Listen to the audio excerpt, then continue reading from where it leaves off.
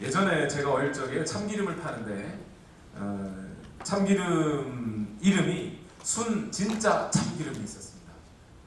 왜 그렇게 이름을 붙였을까요? 왜 그냥 참자도 진짜란 뜻이잖아요, 사실은. 그죠? 근데 참기름 앞에, 참자 앞에 순 진짜 참기름 이렇게 붙여놨어요. 왜 그랬을까요? 비싸게 팔려고. 가짜가 많아서 가짜가 워낙 많으니까 이름을 그렇게 붙일 수밖에 없는 거예요. 이건 진짜라고. 그런데 그 순 진짜 참기름을 사는 사람들이 그 기름이 진짜 순 진짜 참기름이라고 믿고 샀을까요? 물론 그렇게 믿어주면 고마운데 아닌 사람들도 있었어요. 에이, 진짜가 어딨어? 다 섞었겠지 생각하면서 사는 사람들도 있었습니다. 이 세상에는 진짜와 가짜가 다 섞여 있어요. 돈도 진짜가 있고 가짜가 있죠. 진짜 지폐가 있고 위조 지폐가 있습니다. 진짜 지폐가 많고 위조 지폐가 조금 있으면 그나마 괜찮은데 위조 지폐가 많으면 한 나라의 경제를 완전히 갉아먹게 되기도 하죠. 우리가 사는 물건들도 진짜가 있고 가짜가 있어요. 진짜 가방은 비싸고 가짜 가방은 쌉니다. 가짜를 진짜로 속아서 사는 사람은 큰 돈의 손해를 보는 거죠. 또 사람도 가짜가 있습니다.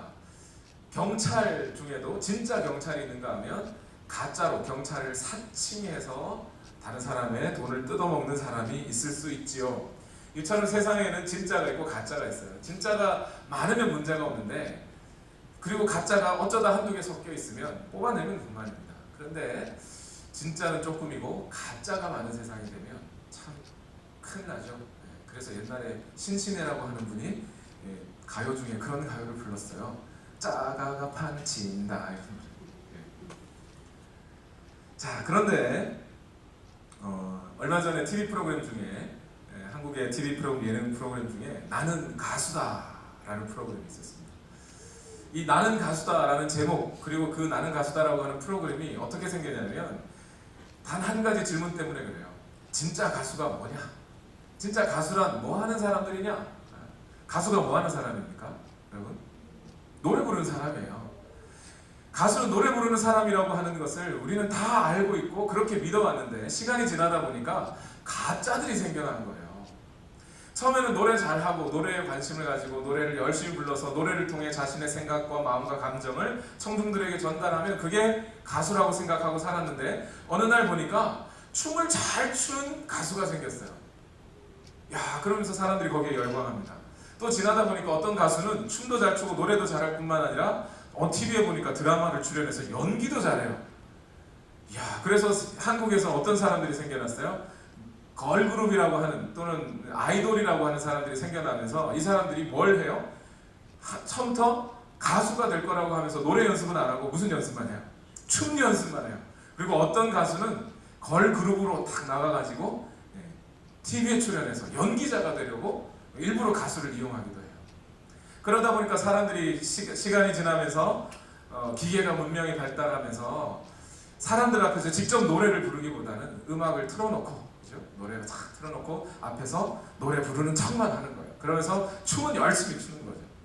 그러다 보니까 사람들 마음속에 이 가수가 뭐 하는 거지 대체? 진짜 가수는 뭐야? 라는 의문이 생긴 거죠. 그래서 가수는 뭐 하는 사람이요? 노래 잘 부르는 사람. 그래서 나는 가수다라고 하는 이 프로그램은 그겁니다. 사람들 앞에 정말 노래만 하는 사람, 뭐 다른 춤, 연기 이런 거 필요 없고 노래로만 승부해보자. 그래서 자기가 부를 노래가 자기가 뭘 부를지도 모릅니다. 몇 명의 가수들이 출연해서 몇 가지 미션을 통해서 얻어진 자기에게 주어진 노래를 자기 노래일 수도 있고 남의 노래일 수도 있고 그 어떤 노래 자기가 잘 부르는 노래 장르의 노래일 수도 있고 아닐 수도 있고요. 그런 어떤 노래들을 자기에게 주어지면 그 노래를 한 주 또는 2주 동안 열심히 연습해서 사람들 앞에서 노래를 부르고 평가를 받는 그런 프로그램이에요. 자, 오늘날 우리 그리스도인들에게 큰 문제가 바로 이 프로그램들처럼 우리에게 주어지는 것이 있습니다. 그게 뭐냐면 그리스도인들 중에도 진짜와 가짜가 있을 수 있다는 거예요. 그리고 대부분이 진짜고 조금 가짜 그리스도인이 섞여 있다면 모르겠는데 시간이 지나다 보니 어느덧 교회 안에도 가짜 그리스도인이 훨씬 많이 섞여 살게 되었습니다. 진짜가 자기가 진짜인지 모르고 가짜가 자기가 가짜인지 모르는 가짜 그리스도인이 자기를 진짜 그리스도인이라고 믿고 또 진짜 그리스도인이 어쩌면 자기가 가짜인지도 모르겠다고 의심하는 그런 세상이 되어버렸어요.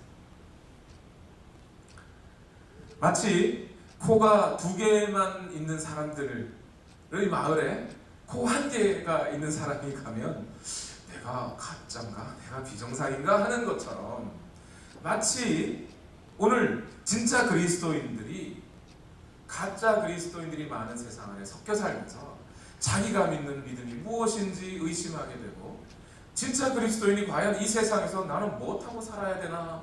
나는 왜 이러고 사나? 하면서 점차 힘을 잃어가고 있다는 겁니다.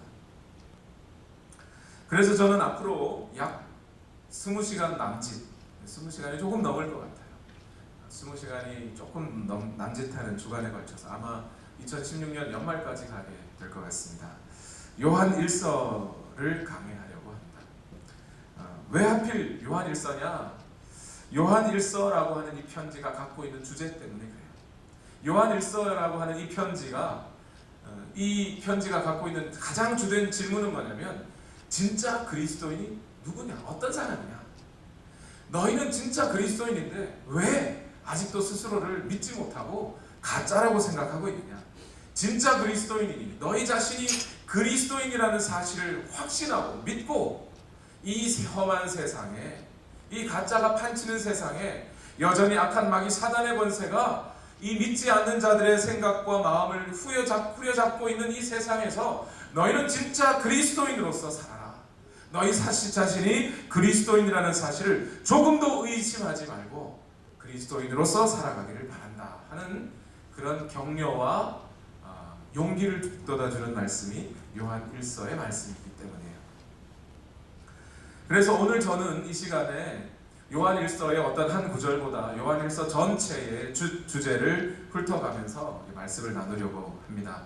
요한 1서 전체가 갖고 있는 요한 1서가요 사실은 논리적인 글이 아니에요. 처음부터 한번 쭉 읽으면 이게 이런 얘기구나 금방 이해가 되면 좋은데 마치 할아버지가 손주 손녀들에게 잔소리하듯이 이러면 안 돼 하고 돌아섰다가 생각나면 또 이렇게 살면 안 돼 생각나면 또 와서 밥 잘 먹어야 돼 이렇게 하듯이 마치 그렇게 쓰여진 책이에요.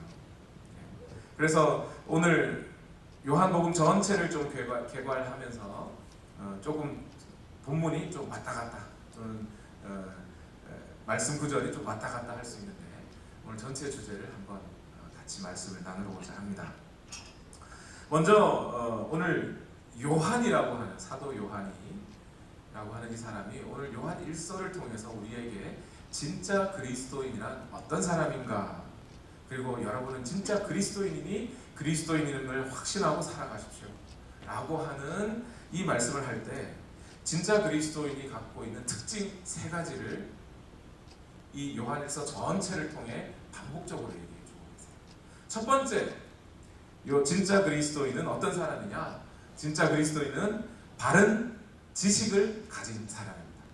여기서 지식이라고 하는 건요, 좀 딱딱한 말로 단어로 바꾸면 교리라는 거예요. 바른 교리를 가진 사람, 가짜 교리, 잘못된 교리를 가진 사람들은 진짜 그리스도인이 아니라는 겁니다. 요한일서 5장 1절 다 같이 한번 읽어보겠습니다. 요한일서 5장 1절 말씀 다 같이 앞부분만 상반절만 읽을까요? 시작. 예수가 그리스도이심을 믿는 사람은 다 하나님에게서 태어났습니다. 예수가 그리스도이심을 믿는 사람은 하나님에게서 태어난 사람입니다. 이렇게 말해요. 요한의 시대에는 그리스도인이라고 하는 이 말이 보편적인 말이 아니었어요. 사도 바울과 바나바가 안디옥에서 복음을 전할 때 믿지 않는 사람들이 바울과 바나바를 보면서 야, 저 사람들 맨날 하는 소리가 그리스도 이러네. 하면서 별명을 그리스도인이라고 이름을 붙여줬어요. 그러니까 그 이후에 이 그리스도인이라고 하는 별명이 아주 보편적으로 퍼지지는 않았습니다. 한참 몇백 년이 흘러나온 다음에 그리스도인이라고 하는 말이 보편적으로 쓰여지게 됐죠. 요한은 그래서 그리스도인이라는 말을 쓰지 않습니다. 대신 그리스도인이라는 말을 쓰는 대신 요한은 하나님에게서 태어난 사람 또는 그리스도 안에 있는 사람 등 이런 말을 쓰면서 그런 사람들을 그리스도인이라고 불렀어요. 그리스도인을 뭐라고 불렀다고요? 하나님에게서 태어난 사람. 그러니까 요한 1서 5장 1절을 다시 한번 보시면 예수가 그리스도이심을 믿는 사람은 하나님에게서 태어났습니다. 이렇게 됐죠. 그러니까 다른 말로 하면 뭐가 돼요? 예수가 그리스도이심을 믿는 사람은 다 그리스도인입니다. 그러면 예수가 그리스도라고 하는 사실을 믿지 않으면 그리스도인이 아니라는 얘기예요. 진짜 그리스도인은 예수님이 메시아이며 예수님이 다른 말로 하면 그리스도라는 사실을 믿는 겁니다. 메시아, 그리스도 어떤 분이세요? 하나님의 아들이세요. 하나님께서 인간의 구원을 위해 이 땅에 보내신 분, 그분 자신이 하나님이시며 동시에 사람이신 분, 그분이 예수님이세요. 이 땅에서는 예수님이라고 이름이 불리셨어요. 그 예수님이 그리스도라는 사실을 믿는 사람들이 과연 하나님으로부터 태어난 사람, 즉 그리스도인이다 이렇게 말합니다. 오늘 이 요한이 예수님이 그리스도이심을 믿는 사람이 그리스도인이다라고 하는 이 명제를 말할 때까지 그 배경을 조금 알 필요가 있습니다. 요한 1서는 예수님의 제자인 사도 요한이 쓴 편지, 크게 사도 요한이 쓴 편지가 몇 개가 있을까요? 성경 안에요? 요한이라고 하는 이름으로 그 제목이 붙은 성경 안에 책이 모두 5권 있습니다. 5권. 제일 먼저 요한 복음이 있죠. 그 다음에 요한 1서, 2서, 3서 그래서 요한 1, 2, 3서가 있고요. 그리고 마지막으로 요한 계시록이 있습니다. 저는 분명히 믿습니다. 이 5권의 책을 모두 요한이 썼습니다. 오늘 오전에 말씀을 그렇게 전했더니 한 분이 또 예배 끝나고 물으시더라고요. 자기는 요한 계시록이나 또는 요한 1서 이런 거는 다른 사람이 쓴 것일 수 있다는 이야기를 들은 적이 있다고 하셔요. 근데 저는 분명히 믿습니다. 요한 계시록, 요한 1, 2, 3서, 요한 복음은 요한이 썼습니다. 그건 나중에 좀 더 자세하게 설명을 드리겠습니다만 한 가지 질문 드릴까요? 깜짝 놀랄 만한. 요한 계시록, 요한 1, 2, 3서, 요한 복음 중에서 요한은 뭘 제일 먼저 썼을까요? 어떤 책을 제일 먼저 썼을까요? 잘 모르시겠죠? 우리는 흔히 요한복음이 제일 앞에 있어서 요한복음을 제일 먼저 쓴 줄 압니다. 그리고 요한복음이 쉽고 이야기체로 되어 있고. 근데 사실 요한계시록을 제일 먼저 썼습니다. 학자들이 지금 연구한 결과 요한계시록을 제일 먼저 쓴 것으로 이해합니다. 그 다음에 요한 1, 2, 3서를 쓰고요. 그리고 요한복음을 쓰는 걸로 지금 이해하고 있습니다. 자, 이 말씀을 드리는 건 뭐냐면 요한 1서는 첫 번째 이것이 뭐라고요? 이건 편지라는 겁니다. 편지. 그런데 이 편지를 쓰는데 요한 1서 안에는 이 편지를 받아볼 사람들이 누군지 밝혔을까요? 안 밝혔을까요? 안 밝혔어요. 그래서 사람들이 의심하는 겁니다. 이거 진짜 요한이 쓴 거 맞아?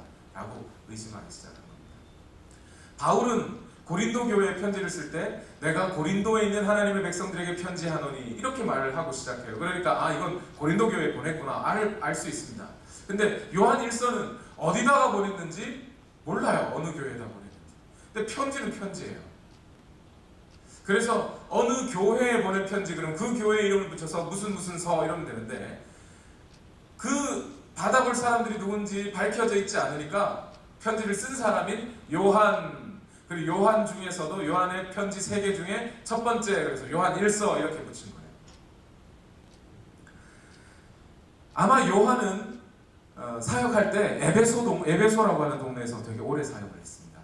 그래서 에베소에다 편지를 보냈거나 아니면 에베소 근처에 있는 다른 여러 교회들에게 편지를 보냈거나 했을 거예요. 요한계시록도 보면 소아시아에 있는 7교회에 편지를 보냈죠. 그 소아시아의 7교회 중에 첫 번째가 에베소 교회입니다. 아마 그쪽에 편지를 보낸 게 아닐까라고 생각을 합니다. 그런데 이 편지를 보내고 편지를 받는 교회에 정확하게 어떤 교회인지는 우리가 알지 못하지만 그 교회의 문제점이 한 가지 있다는 걸 알아요. 요한 1서를 통해서. 그 편지를 받아보는 교회에 어떤 일이 있었냐면 신앙생활을 함께 하던 무리들 중에 몇몇 사람들이 교회를 떠나는 일이 생겼어요. 교회를 떠났습니다. 그러다 보니까 사람들이 혼동이 생겨요. 교회를 왜 떠났을까? 마음에 상심이 생깁니다. 든자리는 몰라도 난자리는 안다고 그러죠. 사람이 같이 있다가 사람이 떠나니까 서운하고 뭔가 허전하고 이런 마음들이 생겼어요. 그러면서 요한이 그 사실을 알고 요한이 편지를 보내는 거예요. 걱정하지 마라. 너희를 떠난 그 사람들 애시당초 우리와 같은 믿음을 가진 사람이 아니다. 이렇게 얘기해요. 요한 1서 2장 19절을 다 같이 보겠습니다. 다 같이 읽어볼까요? 시작. 그들이 우리에게서 갔지만 그들은 우리에게 속한 자들이 아니었습니다. 그들이 우리에게 속한 자들이었더라면 그들은 우리와 함께 그대로 남아있었을 것입니다. 그러나 결국에는 그들은 모두 우리에게 속한 자들이 아니라는 사실이 드러나게 되었습니다. 교회에서 지금 교파가 갈라지거나 교회가 좀 갈라져서 또 다른 곳에 개척되거나 이 얘기를 하는 게 아니에요. 지금 사도 요한이 하는 얘기는 몇 명의 사람들이 교회를 떠났는데 그 떠난 사람들을 자세히 살펴봤더니 근본적으로 우리와 같은 믿음을 가진 사람들이 아니었다라고 얘기를 하는 거예요. 우리는 예수가 그리스도라는 사실을 믿는데 그 사람들을 보니까 예수가 그리스도라는 사실을 믿지 않더라. 그들은 그리스도인이 아니다. 하나님께로부터 태어난 사람이 아니다. 하나님께로부터 태어난 사람이라면 분명히 예수가 그리스도라고 믿었을 것이다. 그러나 그들은 예수가 그리스도라고 인정하지 않으니 그들은 우리와 같은 믿음을 가진 사람이 아니고 그리스도인도 아니다. 하나님께로부터 난 자도 아니다. 라고 단정 지어주는 겁니다. 헷갈리지 마라. 헷갈리지 마. 그 사람들은 그리스도인이 아니었어요. 시당초. 서운해할 필요도 없고 혼동하지도 마 하면서 요한이 이야기를 해주는 겁니다. 그러면 그 떠나간 사람들, 교회를 떠난 사람들은 대체 어떤 믿음을 갖고 있었느냐 하면 요한일서 2장 22절과 23절 읽어봅시다. 시작. 누가 거짓말쟁이입니까? 예수가 그리스도인임을 부인하는 사람이 아니고 누구겠습니까? 아버지와 아들을 부인하는 사람이 곧 그리스도의 적대자입니다. 이 그리스도의 적대자, 옛날 개역개정판으로는 적그리스도라고 번역이 되어 있어요. 23절 읽어볼까요? 시작. 누구든지 아들을 부인하는 사람은 아버지를 모시고 있지 않은 사람이요 아들을 시인하는 사람은 아버지를 또한 모시고 있는 사람입니다. 예수님이 하나님의 아들이라는 사실을 인정하지 않았다는 거예요. 자, 여러분, 예수님은 분명히 하나님이시죠. 동시에 사람이시죠. 이 둘 다 여러분 믿으십니까? 네, 잘하시는 겁니다. 그거 잘하시는 거예요. 그런데 오늘날 예수님이 하나님의 아들이라는 사실을 믿지 않는 사람들 중에, 그리스도인이 아닌 사람들 중에 둘 중에 어떤 걸 부인하기 쉬울까요? 예수님이 하나님이라는 사실을 부인할까요? 아니면 예수님이 사람이라는 걸 부인할까요? 오늘날 예수님을 안 믿는 사람들은요, 예수님이 하나님이라는 사실을 잘 안 믿습니다. 그 사람 그냥 옛날 2000년 전에 와서 살다가 저기 어부 때들하고 같이 놀다 간 사람 아니야? 라고 생각하지 그분이 하나님이라고는 생각하지 않아요. 오늘날 많은 사람들.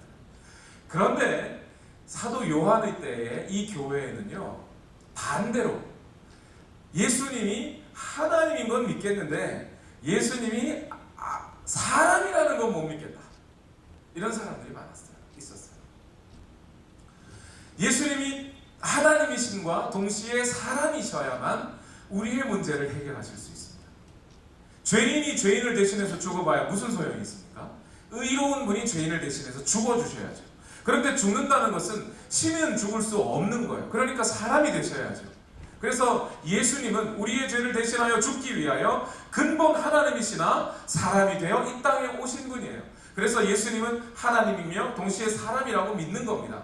그런데 요한의 시대에 요한의 편지를 받아보는 사람들 중에 교회를 떠난 사람들은 어떤 생각을 가졌냐면 예수님은 사람은 아닐 것이다. 예수님은 원래 그냥 하나님일 거야. 하나님인데 이 땅에 예수라는 사람이 침례 요한으로부터 침례 받을 때 그때 그 하나님의 영이 갑자기 그 사람에게 들어가가지고 설교도 하고 그랬을 거야. 그러나 예수님이 십자가에 달려 죽으실 때쯤에는 하나님의 영이 떠나버리셨어. 그래서 예수님은 하나님이긴 할지 몰라도 그 사람, 이 땅에 있다가 베드로와 야고보와 요한과 이런 사람들하고 살던 그 사람들과 살던 그 예수라는 사람은 진짜 하나님이 아닐 거야. 이렇게 생각합니다. 그 둘을 부인하는 거예요.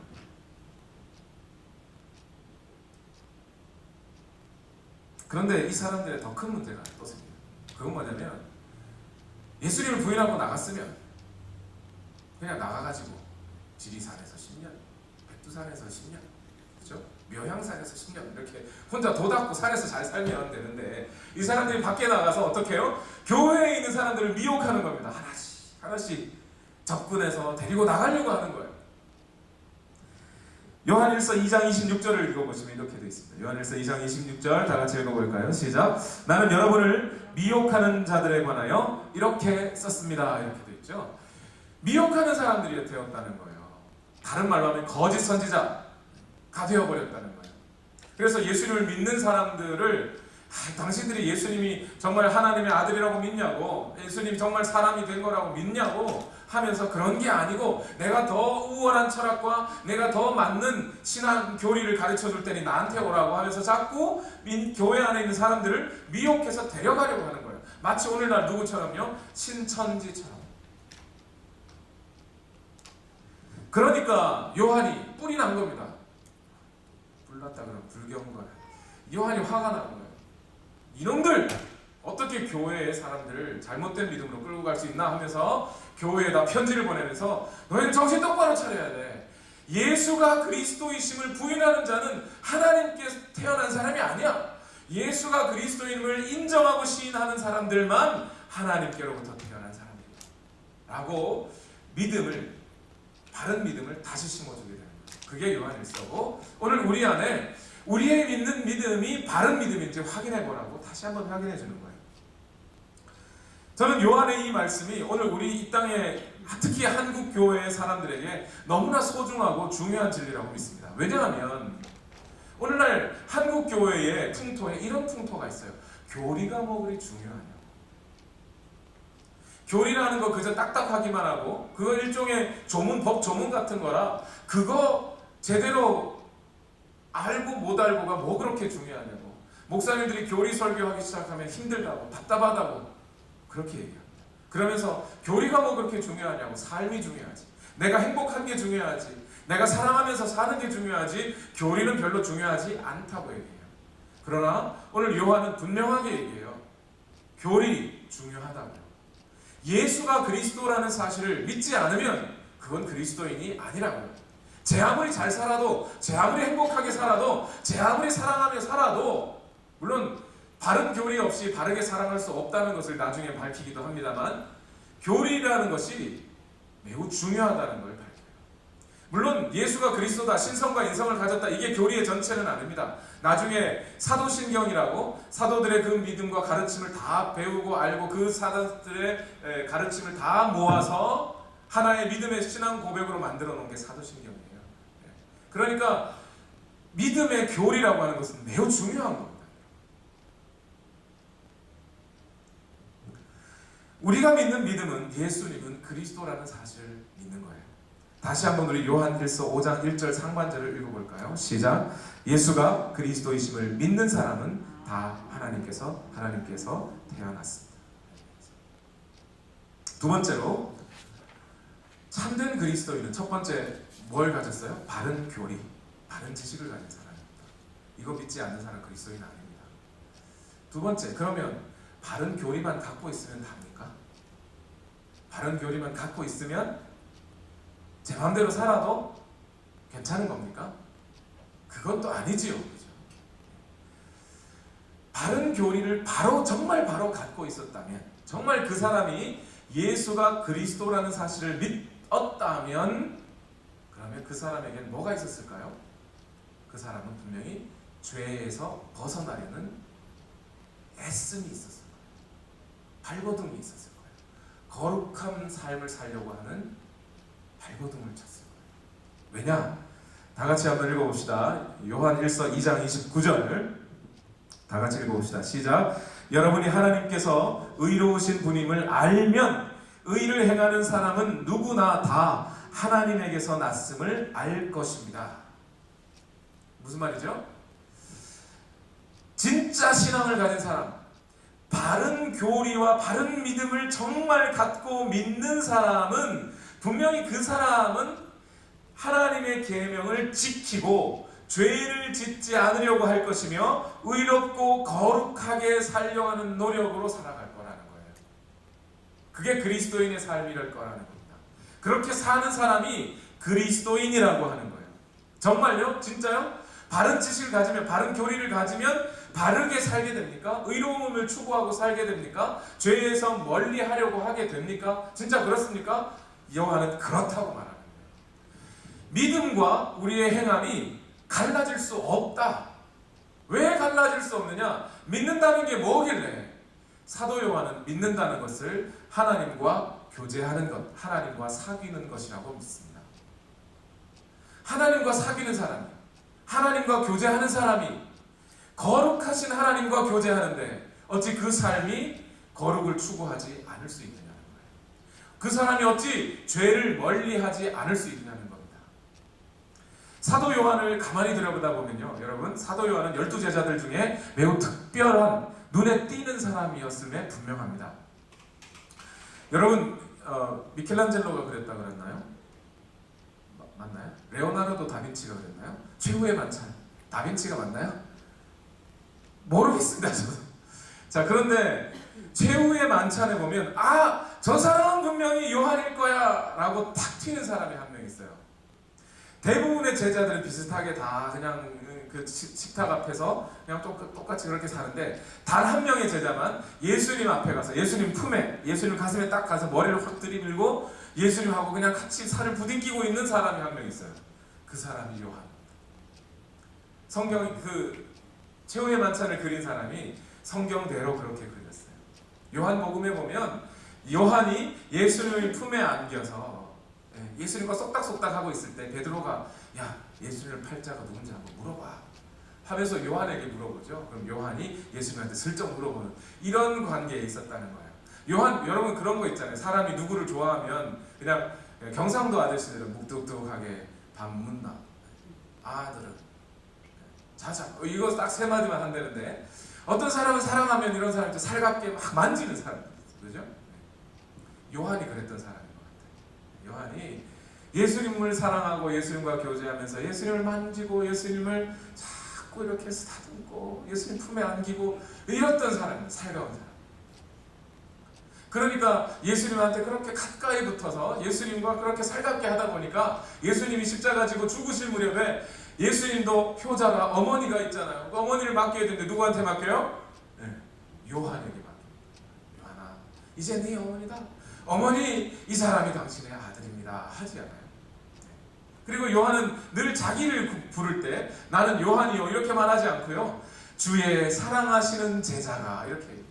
나는 예수님이 사랑하시고 나도 예수님을 사랑하고 그렇게 교제하며 우리는 살았습니다. 그래서 요한복음을 시작할 때 어떻게 말해요? 요한복음에 태초에 말씀이 계시니라. 그래놓고 이 말씀이 뭐가 됐다고요? 육신이 되었고 그래서 그 육신이 된 예수님을 우리가 봤다. 이렇게 말하죠. 요한 1서도 그렇게 시작해요. 태초부터 있었던 말씀에 관하여는 우리가 눈으로 보고 손으로 만진 바라. 우리는 직접 내가 예수님을 보고 만졌다. 이렇게 얘기해요. 여러분, 예수님을 믿는다는 게 뭐예요? 예수님과 교제하는 거라는 거예요. 예수님과 사귀는 거라는 거예요. 그게 요한이 말하는 믿음이라는 거예요. 그러면 빛이신 하나님을 우리가 믿는다는 것은 빛이신 하나님과 우리가 교제한다는 말이죠. 그런데 빛이신 하나님과 우리가 교제한다고 하면서 나는 여전히 죄 속에 거하고 있고, 또 죄를 죄라고 인식하지도 않고, 또 죄가 나는 죄인이라고 인정하지도 않고, 죄로부터 멀리하려고도 하지 않고, 죄를 회개하지도 않고 여전히 죄에 탐닉하고 살아가고 있다면 그 사람은 하나님과 교제하는 사람이 아닐 것이다. 하나님과 교제하면서, 빛이신 하나님과 교제하면서 어떻게 그럴 수 있느냐라고 요한이 말을 합니다. 다 같이 요한 1서 1장 6절과 7절을 읽어봅시다. 다 같이 읽어보겠습니다. 시작. 우리가 하나님과 사귀고 있다고 말하면서 그대로 어둠 속에서 살아가면 우리는 거짓말을 하는 것이요 진리를 행하지 않는 것입니다. 그러나 하나님께서 빛 가운데 계신 것과 같이 우리가 빛 가운데 살아가면 우리는 서로 사귐을 가지게 되고 하나님의 아들 예수의 피가 우리를 모든 죄에서 깨끗하게 해주십니다. 빛이신 하나님과 사귀는 그리스도인은 완전히 죄가 없이 순결한 사람, 완전한 사람이라는 뜻이 아니라 그는 분명 죄를 멀리하는 사람일 거라는 거예요. 그리고 자기에게 죄가 있는 것을 회개하고 통탄하면서 하나님 앞에 또 갖고 나와서 그 죄의 문제를 해결받으려고 하는 사람, 그 사람이 바로 거룩을 추구하고 하나님의 의로움을 추구하고 살아가는 사람, 습관적인 죄에서 벗어나고 회개하며 뻔뻔스러움을 벗어나 하나님 앞에 겸손히 무릎 꿇고 죄의 문제를 해결받으려는 사람, 진정한 도덕과 윤리로 옷 입으려고 하는 사람, 예수님을 닮아 의롭게 살아가려고 하는 사람, 그 사람이 바로 진정한 그리스도인이요 하나님께 난 자요 하나님과 사귐이 있는 자라는 겁니다. 여러분, 요한의 이 말이 너무도 분명하지 않습니까? 만약 하나님이 마왕이라면, 악한 분이시라면 그 하나님을 섬기는 사람들은 당연히 악하겠죠. 그래서 요한은 이렇게 얘기합니다. 사단을 봐라. 사단이 원래 뭐하는 사람? 뭐하는 존재냐? 사단이 거짓말하는 거 아니냐? 그러니 사단이 거짓말하는 사단과 교제하는 사람은 분명히 그 입에 거짓말이 묻어날 것이다. 그러나 하나님에게서 난 사람, 하나님과 교제한 사람은 그러지 않을 것이다. 다 같이 요한일서 3장 8절에서 10절을 읽어봅시다. 시작. 죄를 짓는 사람은 악마에게 속해 있습니다. 악마는 처음부터 죄를 짓는 자이기 때문입니다. 하나님의 아들이 나타나실 목적은 악마의 일을 멸하시려는 것입니다. 하나님에게서 난 사람은 누구나 죄를 짓지 않습니다. 하나님의 씨가 그 사람 속에 있기 때문입니다. 그는 죄를 지을 수 없습니다. 그가 하나님에게서 났기 때문입니다. 하나님의 자녀와 악마의 자녀가 여기에서 환히 드러납니다. 곧 의를 행하지 않는 사람과 자기 형제 자매를 사랑하지 않는 사람은 누구나 하나님에게서 난 사람이 아닙니다.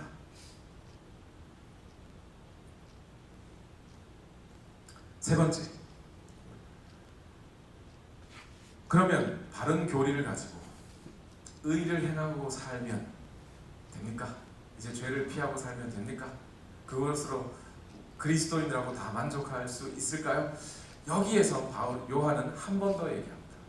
여기에 하나가 더 붙여집니다. 좀 전에 우리가 요한 1서 3장 10절을 읽었죠. 그 3장 10절 끝부분에 뭐라고 돼 있어요? 중간부터 보면 곧 의를 행하지 않는 사람과 자기 형제 자매를 사랑하지 않는 사람은 하나님에게서 난 사람이 아니다, 이렇게 돼 있죠. 여기 세 번째 기준이 여기 나와 있네요. 세 번째 기준 뭐예요? 그리스도인은 자기의 형제 자매를 사랑하는 사람. 다시요. 반복해 볼까요, 우리? 첫 번째, 바른 교리를 가지고 믿는 사람. 두 번째, 의를 행하는 사람. 세 번째, 사랑하는 사람. 형제 자매를 사랑하는 사람. 그 사람들이 참된 그리스도인이다 라고 얘기를 하는 겁니다. 그러면 한 가지 질문이 생기죠. 목사님, 예수님을 안 믿는 사람도, 바른 교리를 갖지 않은 사람도 자기 형제 자매들 또 자기 식구들 사랑은 하지 않습니까? 그 사람들도 그리스도인인가요? 예수님은 분명히 이렇게 얘기하셨어요. 믿지 않는 자도 자기 가족은 사랑하지 않느냐? 이렇게 얘기하신 적 있죠. 자기 가족들 사랑하는 얘기가 아니에요. 여기서 형제 자매를 사랑한다 했을 때 형제 자매는 누구를 가리킬까요? 함께 그리스도인이 된 식구, 다른 말로 하면 교우들을 사랑하는 사람을 말하는 거예요. 함께 그리스도인 된 식구는 누구예요? 내가 하나님에게서 태어났네요.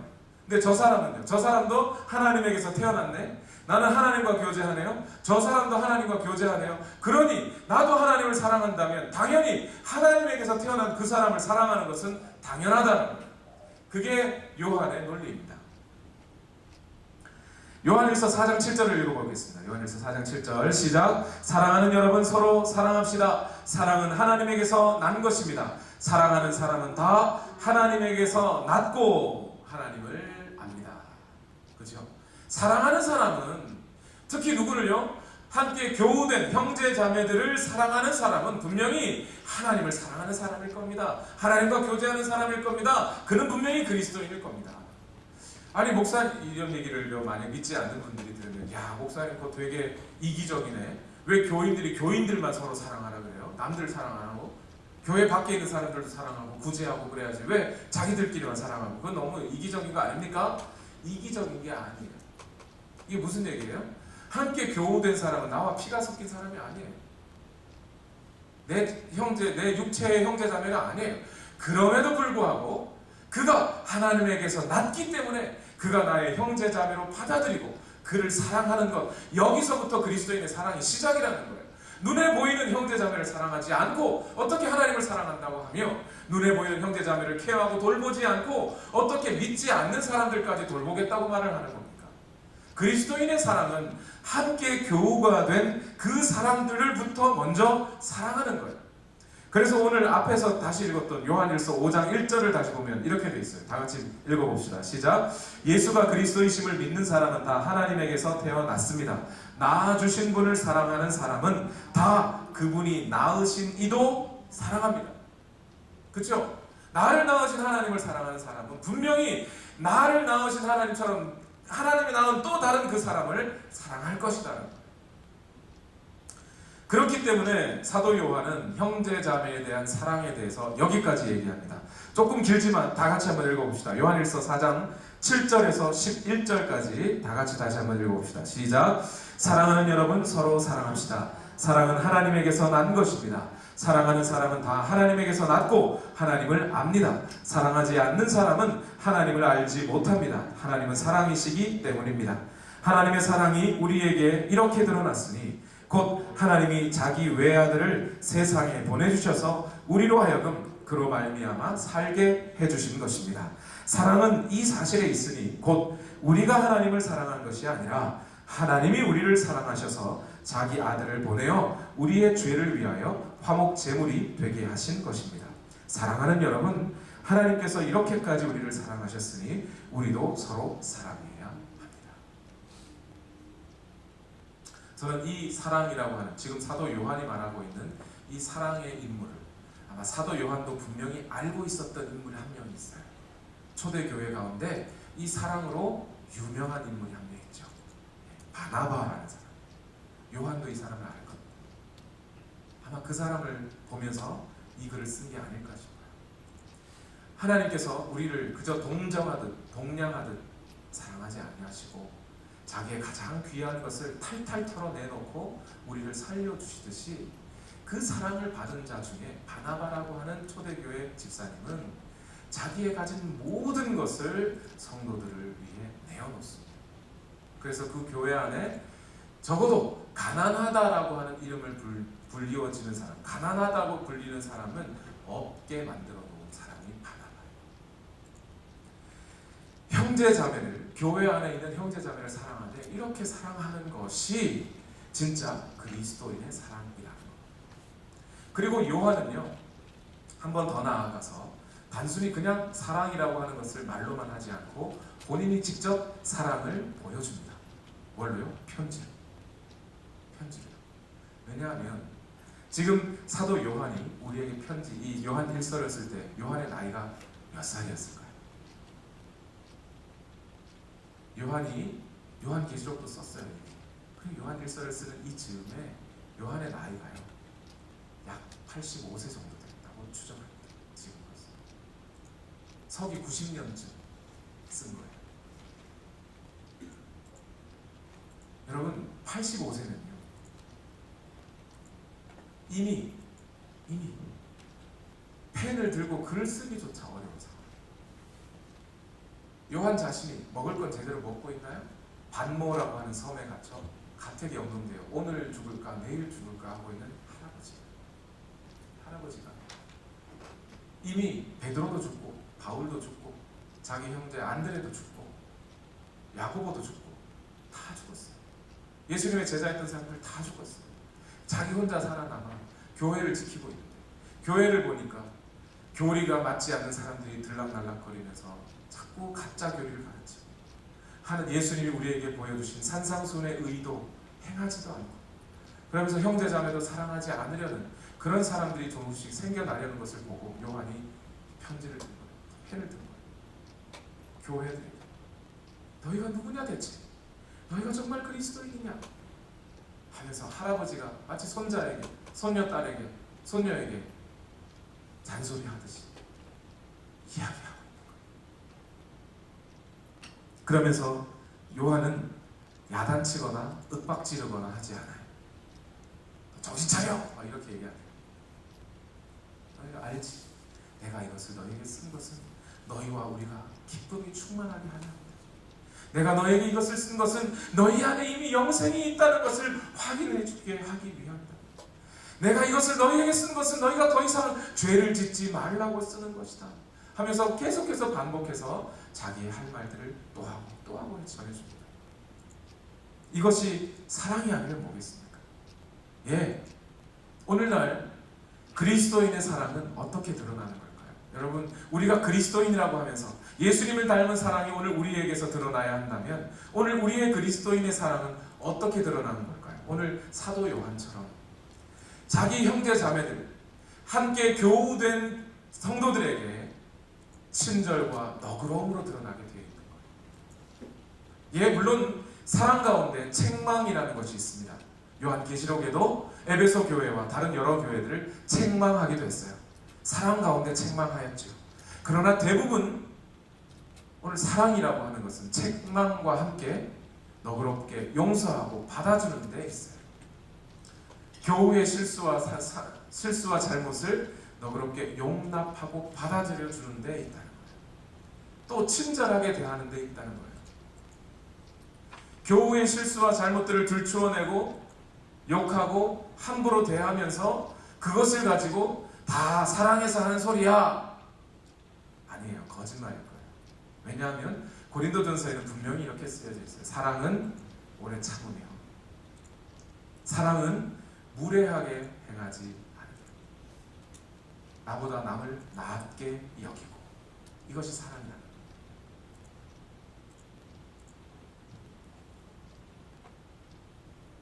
말씀을 마무리합니다.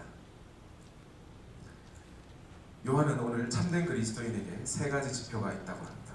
참된 그리스도인은 바른 교리를 믿으며 죄를 멀리하여 의로움을 추구하고 형제자매를 사랑하는 사람입니다.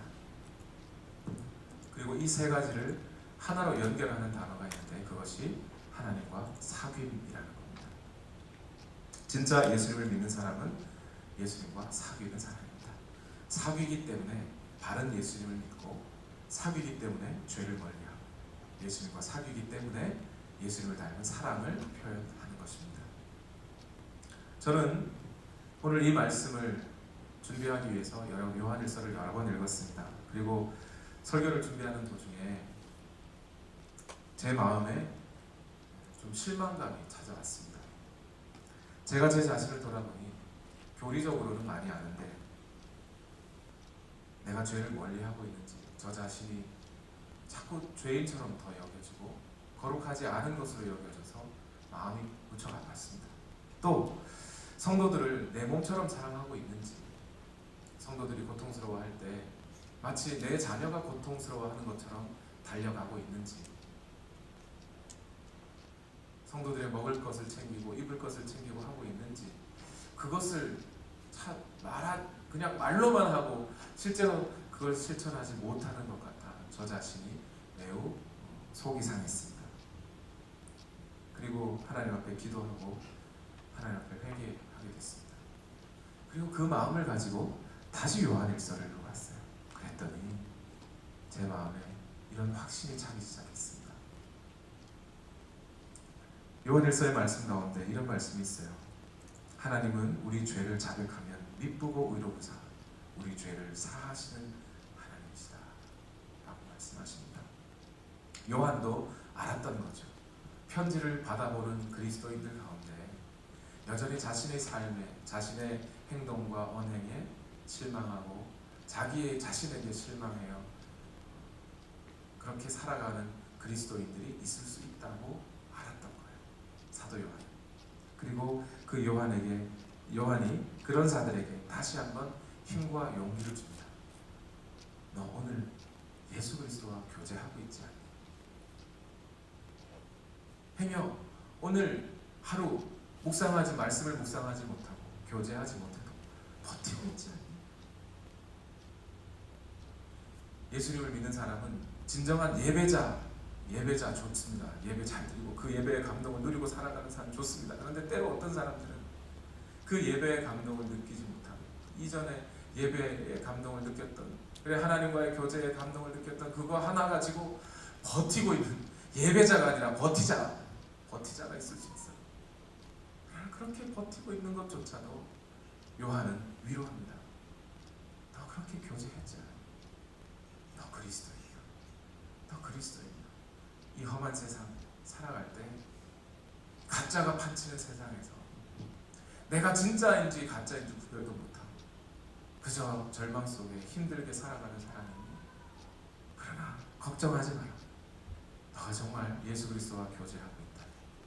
네가 정말 그 교제를 그리워하고 있고 그 교제를 향하여 버티고 있다면 너 그리스도인이야. 다시 한번 너 자신이 나는 그리스도인이다. 나는 예수 그리스도와 함께 교제하고 있다. 하나님이 나와 함께하고 계시다. 이 사실을 잊어버리지 말고 이 세상 풍파가 찾아와도 이 세상에 살아가는 동안에 이 세상 삶이 그저 그런 하루하루의 연속으로 살아간다 할지라도 내가 그리스도인이라는 사실 이 하나만큼은 잊어버리지 말고 살아가길 바란다 하는 요한의 음성이 들립니다. 다 같이 기도하겠습니다. 우리 다 같이 기도하실 때 우리의 마음을 하나님께로 좀 고정해 보십시다. 우리가 하나님 앞에 나아가는데 누가 뭐라고 하겠습니까? 예수 그리스도께서 우리가 하나님 앞으로 난 이 새롭고 산 길을 가게 하기 위하여 예수님도 십자가에 달려 죽어주셨습니다. 우리를 사랑하여 그 마음의 문을 활짝 열고 계신 분이 하나님이십니다. 오늘 그 하나님 앞에 내가 주님과 교제하고 싶습니다, 하나님과 함께 교제하고 사귐을 갖고 싶습니다 하고 나오는 자 누구에게나 그 문은 열려져 있습니다. 하나님은 반겨주십니다. 우리의 죄를 자복하고 주님 앞에 나오는 자들에게 하나님은 그 죄를 용서하시고 받아주시고자 합니다. 오늘 이 시간 우리가 하나님 앞에 주님, 내가 하나님과 사귀고 싶습니다. 주여 내 죄를 용서하시고 오늘 내게서 예수 그리스도의 사랑이 나타나게 하옵소서. 우리 다 같이 기도하면서 그렇게 우리 하나님 앞에 나아가시겠습니다. 기도하겠습니다. 살아계신 하나님, 오늘도 우리의 삶을 인도하시고 주장하시는 하나님 감사합니다. 우리의 삶을 붙잡아 주시니 감사합니다. 하나님께 영광 돌립니다. 주의 말씀으로 나아가기를 원합니다. 주여 오늘도 역사하여 주시옵시고 하나님의 말씀이 오늘 우리를 채워주시옵소서. 지금이라도 늦지 않았습니다. 하나님 앞에 나아가 하나님과 사귐을 가지며 오늘 우리의 죄를 사복하고 의로움을 추구하고 주님께서 우리를 의롭다 하시는 그 믿음을 가지고 나아가서 예수 그리스도를 닮은 사랑을 실천하며 살아가기를 원하는 우리 모든 성도들에게 하나님의 은혜를 부어 주시옵소서. 하나님의 사랑을 허락하여 주시옵소서. 예수는 그리스도 그 살아계신 하나님, 우리를 구원하시는 하나님, 은혜의 하나님 앞에 나아가게 하옵소서. 하나님의 영으로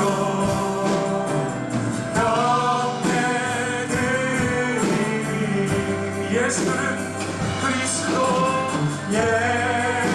예수는 그리스도, 예수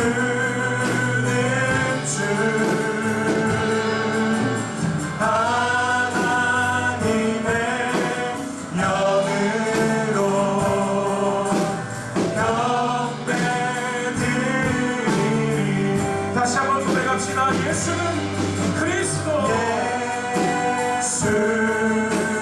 예수 내 구주 예수님은 내 구주 예수는 주 하나님의 영으로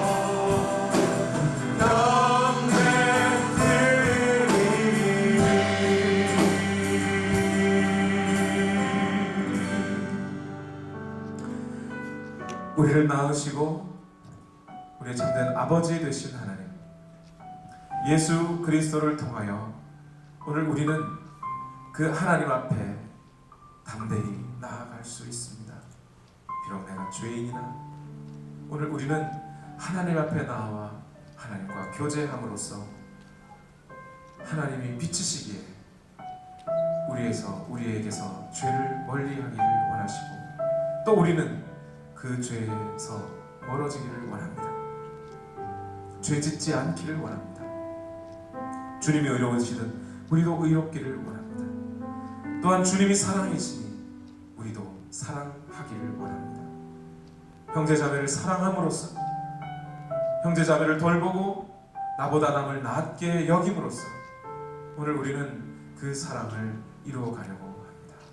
주여, 이 세상 살아가는 것 예수를 믿으면 마치 믿자마자 이제 모든 것이 끝난 것처럼 생각되었는데 살아가는 하루하루가 때로는 고달프고 때로는 힘들고 때로는 무기력해지고 기쁜 일과 슬픈 일이 섞여 있다 할지라도 오늘 우리는 이 하루하루를 살아감에 있어 우리 자신이 그리스도인임을 주님과 교제하고 있음을 잊지 않고 담대히 살아가게 하여 주시옵소서.